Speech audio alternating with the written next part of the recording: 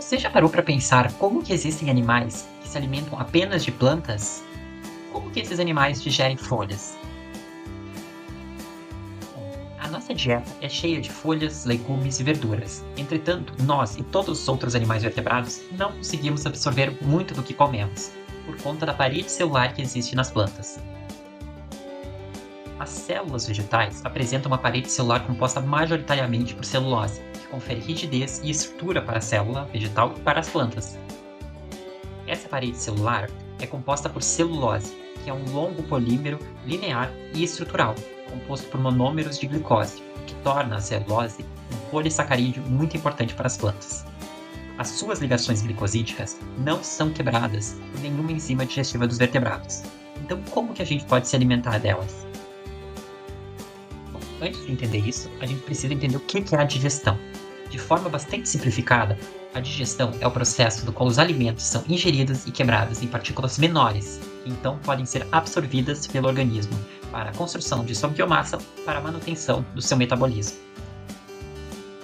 Mas se os animais vertebrados não conseguem aproveitar muito do material vegetal que é ingerido por eles, como que existem animais que são herbívoros, isto é, que só se alimentam de plantas? Isso ocorre por conta da presença de micro-organismos simbióticos que vivem no trato digestório desses animais. Esses micro-organismos celulolíticos são principalmente bactérias ou fungos que possuem a enzima celulase e outras enzimas, por exemplo, que são capazes de degradar a celulose ingerida pelos animais.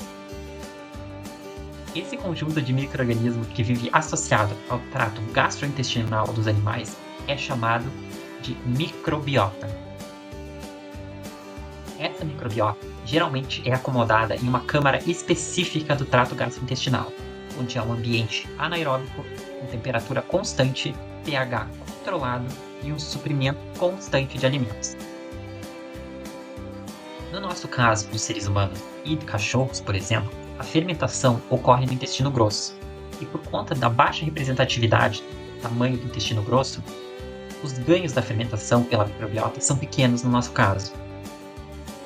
Já para animais herbívoros, como as vacas, por exemplo, a fermentação ocorre no próprio estômago, que corresponde a uma grande parte do trato gastrointestinal desses animais. E por conta desse tamanho do estômago, a fermentação do alimento contribui grandemente para a nutrição desses organismos. Em ambos os casos, a fermentação realizada pelos micro-organismos celulolíticos permite a absorção de muitos nutrientes pelos animais, e são principalmente ácidos graxos voláteis de cadeia curta. E entre os subprodutos dessa fermentação, destacam-se o metano, o ácido acético, dióxido de carbono e amônia. Em alguns animais herbívoros, ocorre a multicompartimentalização do trato gastrointestinal, existindo pré-estômagos, estômagos compostos ou estômagos multicavitários. E esses animais herbívoros são chamados de animais ruminantes. Os ruminantes verdadeiros apresentam um estômago multicavitário, com 4 cavidades, tendo elas o rume e o retículo, que correspondem aos tanques fermentativos onde ocorre a colonização pela microbiota e a fermentação do alimento, o omaso, que é um tanque onde ocorre a concentração desse alimento, e, por fim, o abomaso, que é o estômago glandular homólogo ao nosso. Entre esses animais ruminantes verdadeiros, podemos citar os bovinos, os ovinos, os caprinos e os búfalos. Os pseudo-ruminantes, ou os falsos ruminantes, apresentam também estômago multicavitário, mas apenas com 3 cavidades, sendo ela o rumen e o retículo, que também desempenham um papel de tanque fermentativo, e por um abomaso, que também é um estômago glandular. Esses animais são os camelídeos, como os camelos, dromedários, lhamas e alpacas. Por fim, nós temos os digestores secais, ou fermentadores secais, que são herbívoros monogástricos não ruminantes, que apresentam fermentação colônica e secal. Nesses animais, o estômago desempenha o papel de digestão, o intestino delgado, de absorção, e o seco, intestino grosso, são os locais onde ocorre a fermentação. E esses animais são os coelhos, roedores, elefantes, cavalos.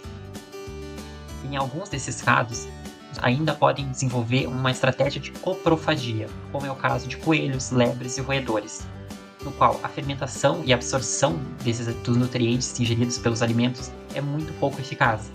Faz com que eles tenham que se alimentar das próprias fezes para maximizar a absorção dos nutrientes do seu alimento. Nós agradecemos a atenção de todos. Não se esqueçam de deixar o like e compartilhar o vídeo. E nos vemos numa próxima.